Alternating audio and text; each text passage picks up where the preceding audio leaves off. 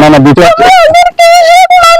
আপনারা দেখছেন কি হৃদয় বিদারক একটি ঘটনা যে মানুষ এত নৃশংস হতে পারে, এত হীনমন্য হতে পারে, এত পশু হতে পারে, যেটা এইখানে না আসলে আমি আসলে বুঝতে পারতাম না। যে এই যে কলা একজন চাষি, একদম প্রান্তিক চাষি, এই তার সহধর্মিনী আমার সাথে আছে, উনি এই কলা বাগানের মালিক। এই যে নির্বাচন উত্তর সহিংসতার পর এই যে নৃশংসতা আমরা দেখলাম, এটা আসলেই এটা মেনে নেওয়া যায় না। এটা কিভাবে আপনার এই ঘৃণা এদের প্রতি আমি প্রকাশ করবো আমি বুঝতে পারছি না। তবে আমি আপনারা নিশ্চয়ই আইনের আশ্রয় নিয়েছেন কিনা? কেন নেননি? আইনের আশ্রয় যদি আপনারা নেন, আমি প্রশাসনকে বলবো যে এটা সুষ্ঠু তদন্ত করা উচিত, যে এইভাবে একজন মানুষের, একটা পরিবারকে, তাদের দীর্ঘদিনের স্বপ্নকে এইভাবে কেটে জলাঞ্জলি দেওয়া, এত ক্ষতিগ্রস্ত করা, পথে বসিয়ে দেওয়া, এটা এখানে না আসলে আমরা এটা বুঝতে পারতাম না।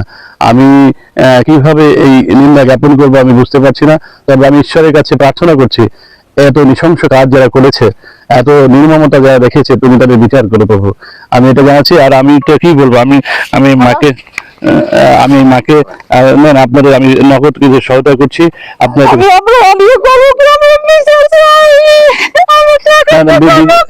না না বিচার বিচার চাইতে তো না না ওঠেন ওঠেন ওঠেন ওঠেন ওঠেন এখন আপনারা তো এই জন্য থানায় অভিযোগ করতে হবে তো। না না আপনারা কেস করুন।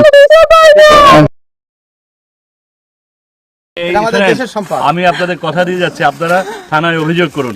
আপনার অভিযোগ করার পরে যদি এটা সুষ্ঠু তদন্ত বা বিচার না হয়, আমি সর্বোচ্চভাবে আমি চেষ্টা করব।